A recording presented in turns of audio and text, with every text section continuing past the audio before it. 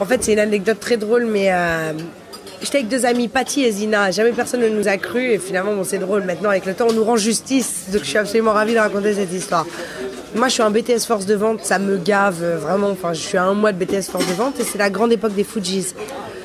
Et ils passent au Zénith et on n'a pas d'argent, pas assez d'argent pour acheter des places. Et on se dit que si on vient dans l'après-midi, peut-être qu'on va retrouver des vendeurs qui vont pouvoir nous vendre les places moins chères. Et en fait, on est là en galère, vraiment en galère.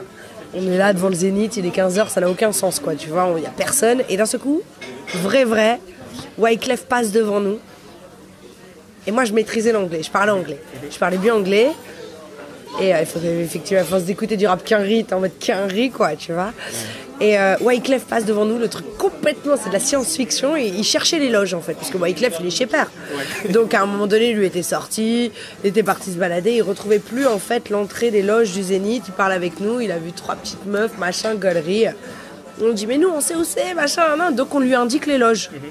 Et il nous fait rentrer avec lui, il nous faisait des billets et tout, mais venez avec moi, vrai. Hein. Et là, on tombe sur Praz, Laurie Neal et Olivier Cachin, magique, qui à l'époque était rédacteur chef de l'affiche.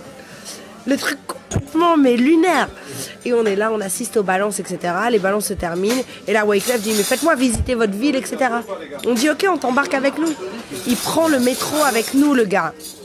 Et Olivier Cachin, vous pouvez lui demander là aujourd'hui, il a même cité nos noms dans l'interview, parce qu'il était là durant cette histoire, parce que tout le monde nous a pris pour des mythos, jusqu'au moment où le papier dans l'affiche est sorti, où on a été cité, et là, du coup, il nous a rendu justice.